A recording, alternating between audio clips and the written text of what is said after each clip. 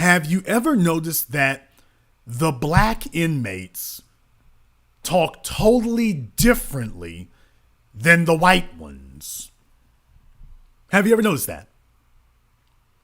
You see, the white inmates will be telling you about how they've developed culture, about what they plan to do when they get out, how they're working on maximizing their strengths.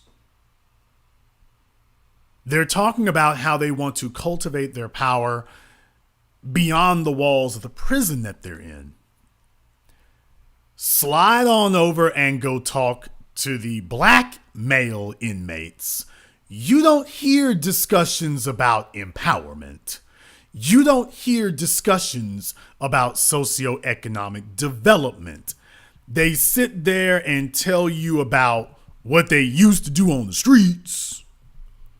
They sit there and will talk your damn ear off and prattle on and babble on and ramble on for hours on end about their pseudoscientific, pseudo-religious gobbledygook. They will tell you about how they found Jesus, or Islam, or transcendental meditation, or anything. I found spirituality. That's for the nigga that's too dumb to be able to read a Bible or a Quran. They sit up here and regale you about their futile, intangible, unquantifiable, trivial intellectual pursuits. They've been sitting in prison learning how to intellectually masturbate. The discussions that they have are banal. The conversations that they hold are irrelevant and immaterial. What do I mean by that? They are in no way connected to the real damn world. There are only two things that a prisoner should be focused upon. Number one, he should be focused upon making himself as strong and capable as possible to get out of that prison. Or number two, he should be making himself as strong and capable as possible to operate in the world once he is released from prison. So you should be working on strengthening yourself to either get out or to operate when you are let out. Discussing with me your religious revelations, your religious epiphanies, and telling me what you've gained from that. I mean, man, I see the world in a whole new light here. Why do you think you have all these guys who keep going back into prison again? Why do you think you have these guys who keep doing that? They do that because they're not held accountable for their actions. Not really. You're just put in prison, but you're not actually held accountable. You've actually been protected from the consequences of your actions in a lot of ways. Prison actually protects you from the consequences of the ramifications of your actions. If you have not properly set up resources for your children, sending you to prison actually extricates you from that. You're being given the basic necessities while your children are doing without. You're sitting next to other entrapped, powerless individuals who have an entrapped, powerless mindset as you all sit here in traffic and exchange powerless talk. That's what you end up doing. You end up exchanging powerlessness with each other and call it intellectualism. Now, if I were sitting next to you, the only thing I would want to know is, okay, explain to me how I transform your spiritual ruminations and ramblings into physical benefits. Well, I mean, brother, you got to have a clean mind and clean spirit before you can fix them. Okay. It's really scary how much some of these brothers out here sound like Oswald Bates, Damon Wayans' character from In Living Color. It's really scary. It's really scary. Let me tell you something. I posted something on my Facebook a few days ago, and I meant every word that I said about it. I meant every word that I said because I wanted to remind some people of a couple of things. I posted, sorry, bedbugs, sex isn't power. Sex is a side effect of power. Only a certain type of female desires powerless sexual contact. I know this isn't a broadcast of the business, but while we're discussing holding people accountable for not giving the right answers, sex is something that a woman is supposed to reward a man for having the right answers. A woman is supposed to have sex with a man because he has been able to bring her power. He has been able to bring her answers. And so she has a natural biological reaction to being in the presence of a man who has brought her power. She sees that his genes are strong, his ability to propagate is strong, and thus she's attracted to that and she wants to replicate that. Now, a woman who is properly taught, properly trained, and properly educated by a properly taught and trained and educated, wise female, preferably her mother, maybe grandmother, when she is properly groomed by sensible women who understand cultivating power from the female spectrum, then she is in turn going to become a powerful woman. Understand that she's not gonna be struggling.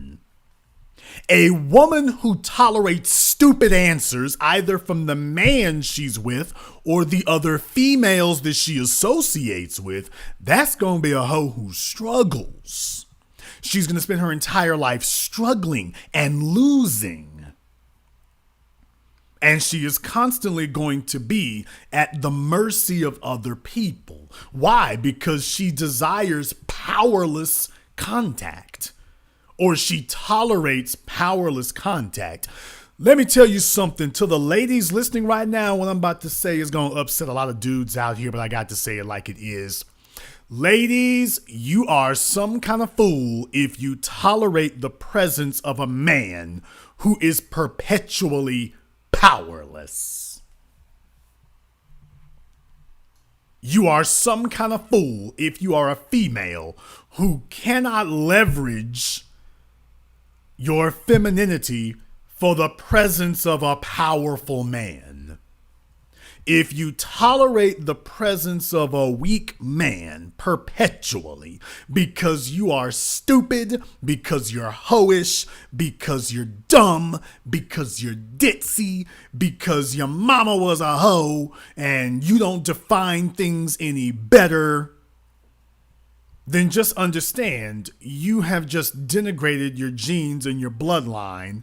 You've diminished it, you've degenerated it, and now it is going to become a subspecies.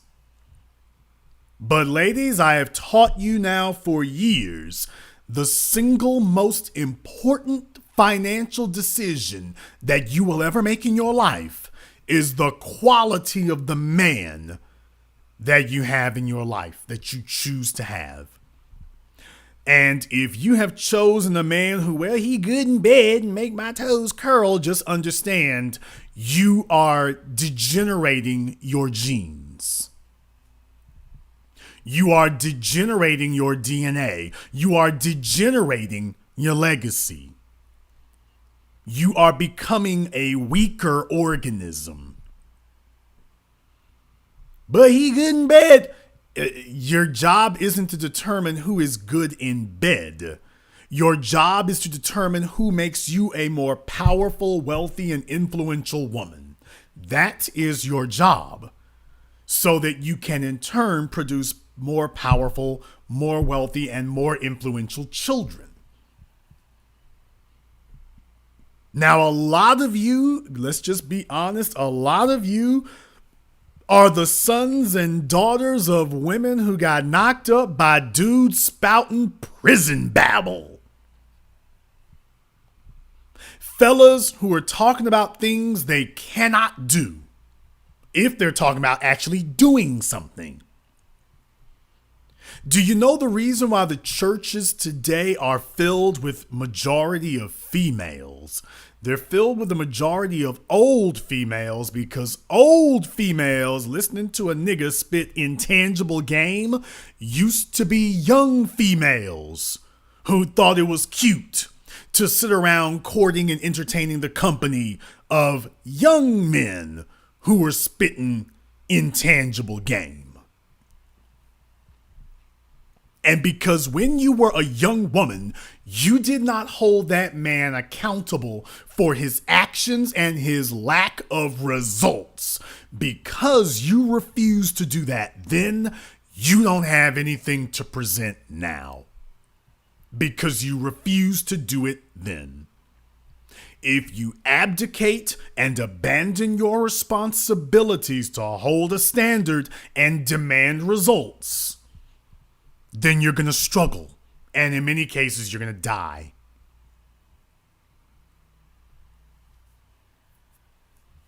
You see, the white inmates come from a society that when they get out, that society is going to expect them to produce. Why? Because white people have always been sensitive to the fact that their situation is tenuous. Their situation is fragile. That the balance of power is easily tipped in the favor of others. So they have had to be ultra vigilant and ultra protective of their position because they understand just how fragile it really is. And that the margin of error is so slight, they don't really have the luxury of saying, well, screw it, I can afford to mess up. No, you really can't. No, you really can't. Because you're at the top of the ladder and everybody beneath you is hungry as hell. And they want that spot. And if they have an opportunity to take it from you and dispossess you, they're going to do it. And once you lose it, it's unlikely you'll ever get it back. Because they're hungry. So you see, they have very little tolerance for failure. They have very little tolerance for excuses, if you can find them to offer any tolerance for excuses at all. They're not going to be interested in listening to your excuses. They're going to want results. Because their survival is going to depend on it. They're not going to want to sit around and discuss your religion. You notice religious conversations among black people, once again, prison conversations among black inmates and white inmates sound totally different. Religious conversations between white churches and black churches sound totally different. In white churches, they talk about the politicians, they talk about the banks, they talk about the media. In black churches, it's some rambling on, babbling on, nigga, Creflo Dollar, TD Jakes, pimping the hoes, woman, thou art loosed, and all this old mess. But none of them are explaining how you're going to take power in the real, tangible world. All of them are saying you need to turn over responsibility for your fate to the intangible. In white churches, you are taught to pray to Jesus so that you can turn over responsibility for your fate to yourself. And you're held accountable for that. You see, you have to understand what the price of failure is. Now, the price of failure is extinction. That's what I want you to get. The price of failure is extinction. And in white society, they know this. Why do you think that interracial mixing has been so forbidden for so long? As long as white people are at the top of the power pyramid, then their desire to procreate is primarily going to be focused on each other because they don't desire powerless offspring. If you're the most powerful, you're going to desire the company of other powerful people. And you are going to want to have offspring that are more powerful. So it becomes a self-fulfilling prophecy. And your children are going to resemble you.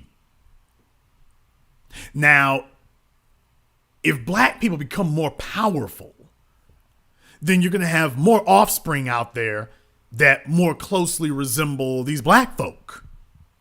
Now, as a white person, you're looking at children and grandchildren that do not resemble you. They resemble these black folk over here.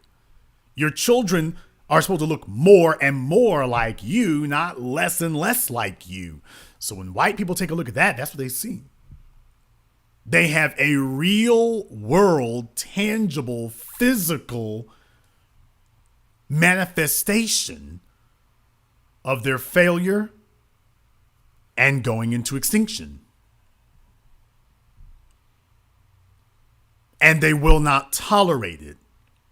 They don't want to hear some preacher or some pastor coming up and running up in their ear telling them about how failure is acceptable. There's a reason why these Joel Osteens and their ilk run to black folk. They can't sell that kind of crap to white people. You know why? Because white people know how to leverage economics to their benefit. When they hear some preacher telling them you need to leverage economics for intangibles, first thing they're going to tell him is you take a damn hike. I ain't going for it. So they have to come and sell it to individuals who have cultivated a culture of gullibility to that. I don't say this to be mean. I say this because this is the truth. The conversations that we have with each other as black people, and Neely Fuller has talked about this for years, the conversations that we have with other people as black people, these are not empowering discussions. These are banal, irrelevant exchanges. These are not power conversations. They're pitiful conversations. We discuss religion as a form of spiritual development, without actually looking to say, okay, and what is the physical improvement that I will experience for this so-called spiritual development? Is your spiritual guru teaching you how to get a better version of yourself, or is your spiritual guru teaching you how to get better results for himself at your expense? This is a tough conversation to have. This is a tough conversation to hold. A lot of you have been taught by your parents your entire lives that powerlessness is acceptable. You've never been in the presence of a man who told you that excuses will not be tolerated and there will be consequences for bringing me excuses. Because you've been told that you should not be held accountable for your actions. Because when you're held accountable for your actions, things are going to occur differently. There have been people who have tried to teach you all that you need to accept excuses. I was the first person who taught you all as a core tenet of what I do, and quite frankly, it has had to be a break with some of our elders. But I was the person who taught you all no more excuses from anybody, especially your parents. That first and foremost, they bear responsibility for what they have or they have not done on your behalf. And I've taught the young people not to adhere to anybody who is not empowering you. The problem is we have a bunch of people who have turned black empowerment into a type of religion where everything is an intangible, where we discuss intangibles. I'm seeing some people who are attempting to reduce reparations into some type of intellectual exercise rather into a concrete strategy to achieve concrete results. Merely getting a check. When I created that phrase, cut the check, I wanted to give you something that was easily transportable and let you know exactly what reparations is. But the goal of reparations is to build an independent, viable economic structure for yourself and your people. That's the goal of it. If somebody tells you that the beginning, the end all and be all of reparations is a check, this person doesn't know what the hell they're talking about. The check is the means to an end, but do you actually have the ability to cultivate and create that end? Do you actually have that? Can you actually define what economic leverage is? A skill, product, or service that you're able to provide that gives you above average or preferably limitless economic ability that you can extract from it. When you can extract very high or preferably limitless economic benefits from your particular skill, product, or service, then welcome to the world of economic leverage. You haven't heard these other people say this to you like this, saying it in a very simple, concise manner. But you can't teach what you don't know. I didn't bring you excuses, I brought you answers. Now, the next part about having no excuses is you can have no excuses about how you acquire it. Have you all noticed some people don't like that? Jason Black, you done said that you ain't have a problem with Nicky Barnes. Yes, I did. I don't have a problem with what Nicky Barnes did or Frank Lucas. I only have a problem with the fact that they didn't do enough for their people. Don't tell me about dealing drugs. The United States government is the biggest drug dealer on earth. You all talk about how white society put drugs in the black community. They capitalized on it. Everything from liquor to cigarettes to cocaine and now marijuana. In Chicago, for selling marijuana, the black males are in prison. The white males are getting licenses. You are dealing with a ruthless beast who is playing by no rules. I am not going to handicap my brothers and sisters and tell them that you should play against someone who ain't playing by any rules and you should shackle yourself with rules. Hell no. I'm going to send you out there to be able to fight on an even keel. I am not going to handicap you with arbitrary, self-imposed limitations. That's called empowerment. That's called empowerment and not accepting excuses. I'm going to give you all the resources that you need to win this, if you seek to win it.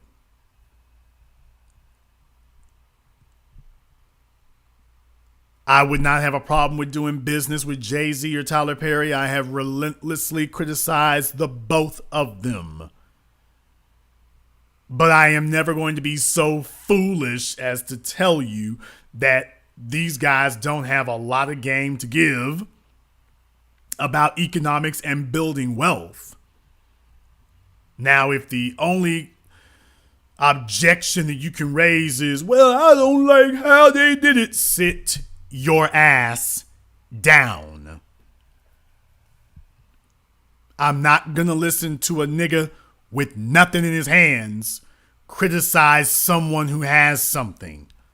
If you cannot present to us your results for getting something in your hands, sit the hell down.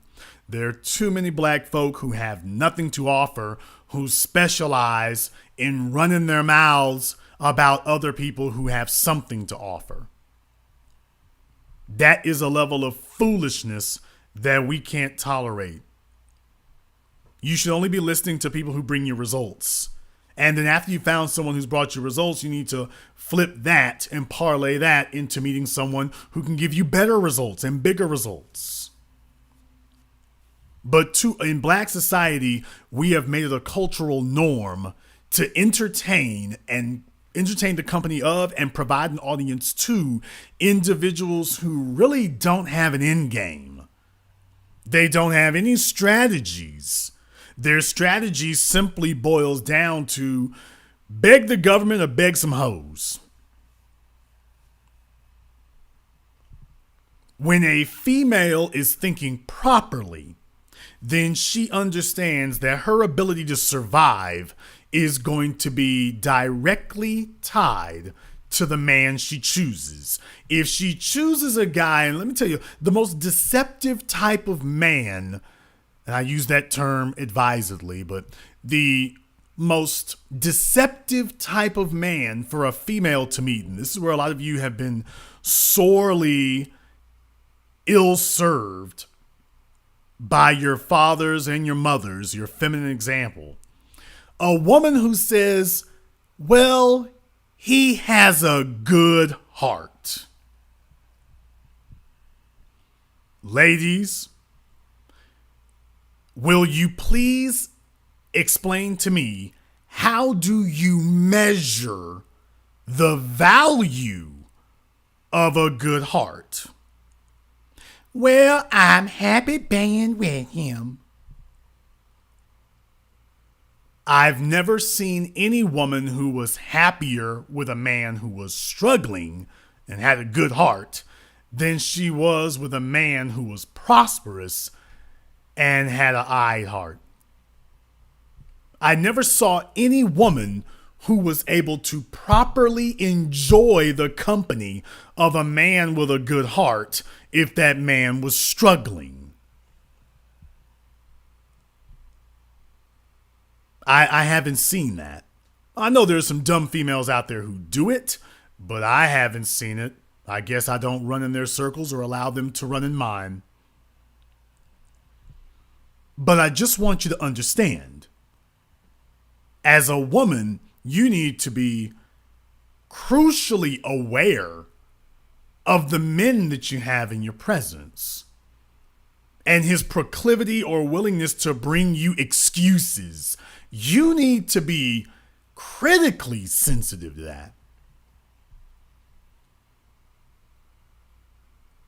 If you want to know the real reason that your non-black counterparts are able to thrive, a lot of y'all have a lot of greasy, smarmy, grimy things to say about certain females, black or otherwise, but these were females who were unwilling to accept excuses. These women were unwilling to hear a man's excuses. She didn't want to hear his psycho babble religious rambling. She didn't want to hear that. She didn't want to keep walking by the damn Prada store and wondering what that was like. She wanted to know what it was like to actually go in it and walk out with something. She got tired of everything being a discount item. She got tired of seeing places she could never go. You've transformed the society into a prison. Let me go ahead and just lay those negative vibes on you right here. Your daddy ain't gonna do it, and your mama's too hoish and scared to do it. Let me go ahead and just give you the business. I know this isn't a broadcast of the business tonight, but let me give you the business. When you are relegated to living in a place where you can see the outside world, but you cannot touch it, that is a prison. That is the very definition of a prison. It wouldn't matter if prisons were made completely of glass. What good is it for you to be in a glass prison where you can see the rest of the world, but you cannot actually touch it or interact with it? You can see the rest of the world, but you cannot acquire or enjoy any of the benefits of actually interacting with and touching it.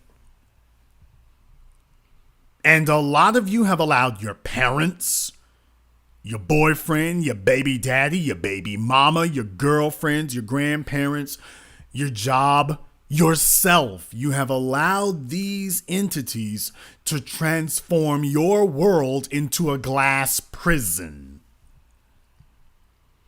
That's what I'm trying to tell you. You have allowed them to present you with excuses. You can't be paroled. You can't have your sentence commuted. You can't go on probation. But don't worry, we'll bring you nice high definition photographs of everything that you're missing. And a lot of you sit there and say, hey, that's all right, good. I'll take that down.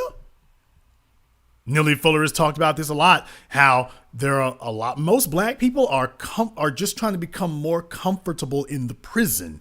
And this is why individuals like you and individuals like myself, we cannot communicate, and truthfully speaking, we can't coexist.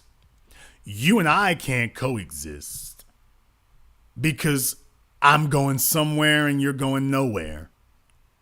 The people who talk to me, they want to go somewhere.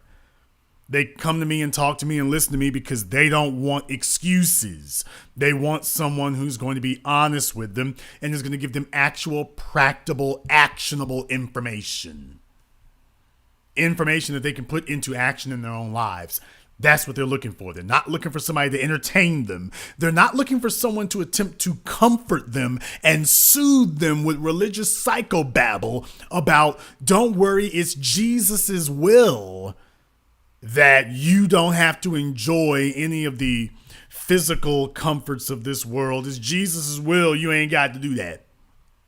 What you need to do is get better at suffering. You need to get better at suffering and better at sacrificing. People, sacrifice is only supposed to serve one purpose. Sacrifice is supposed to only serve the purpose of making you a stronger, more powerful person in this world. If your sacrificing does not result in physical, tangible benefits in this world, then you are not sacrificing, you are simply suffering. In case nobody ever told you, you're not sacrificing, you're suffering. If you're a bodybuilder and you don't eat the cheesecake today, you go eat the chicken breast that you've been eating every day. Well, that's because you're becoming more powerful in this world, and that chicken breast is going to give you more physical benefits than the cheesecake will. And by the way, if you work with that chicken breast enough, you can actually go eat the chicken breast and the cheesecake without suffering the monumental damages of someone who sits around just trying to eat the cheesecake. You are sacrificing. The person who eats the chicken breast and never develop muscle, well, he's just suffering. Oh yeah, and the person who eats nothing but cheesecake, eventually they're going to end up just suffering too, because they're refusing to sacrifice.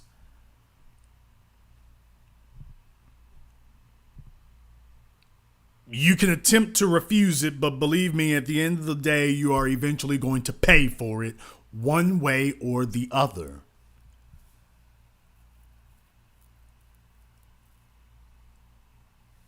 And most black people have been taught to accept excuses.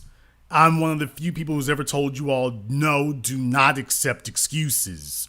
The reason that Hillary Clinton lost to Donald Trump in 2016 was because of the new black media. That was it. There were no hashtags. There were no activists. It was the new black media that, after years of preaching the message and after years of confronting the problem head on, the people responded and were no longer willing to accept intangibles. They weren't willing to accept anybody else telling them what they weren't going to get done. No more excuses.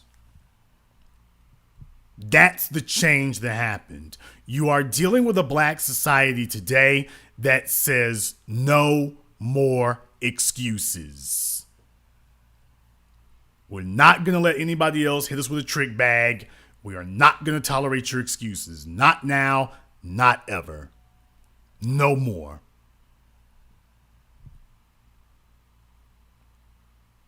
And that's been a new thing for some people to tolerate. That's been a new thing for them to get used to. Black people who don't accept excuses, because for so long we have accepted excuses.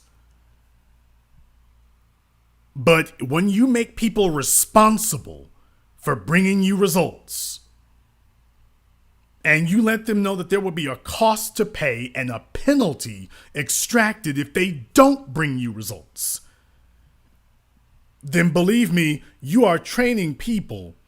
They'll bring excuses to everybody else. They're not going to bring them to you. And just on the off chance that someone does attempt to test the waters and bring you an excuse, you know how to respond. But for your own sake, for your elders, for your children, and for your people, you don't accept excuses anymore. First and foremost, not from yourself. Every day you get up, you have got to be on your own ass and saying, hey, we got to get work done today. I've got to be a better person at the end of this day than I was at the beginning of it. If that's not taking place, you are committing malfeasance against yourself.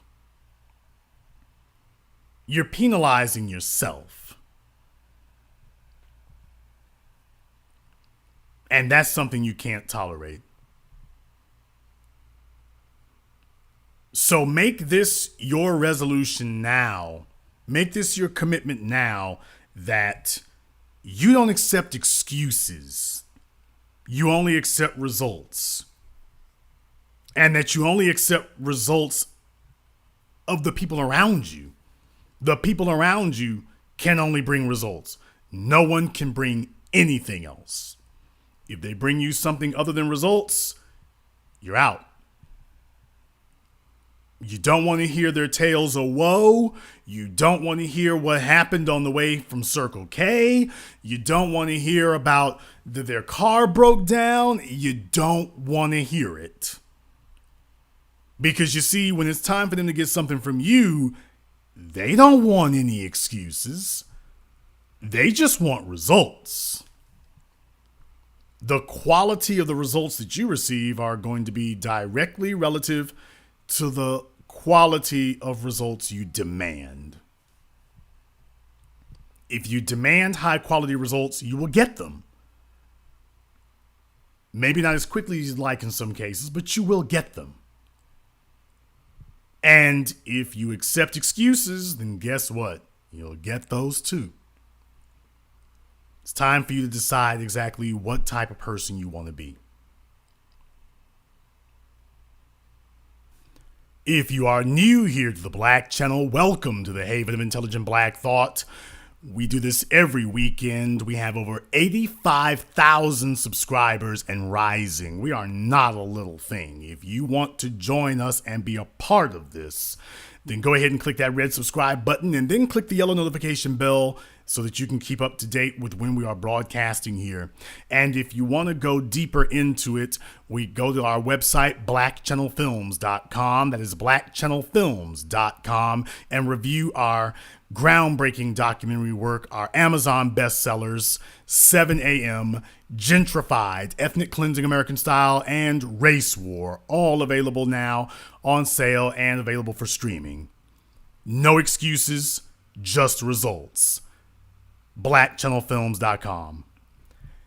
And this concludes tonight's broadcast of the BlackChannel.net radio program. I am your host, your brother, your humble servant, the Black Authority. Until next time, my brothers and my sisters from around the world, remember, black is the future, and the future is uncompromising.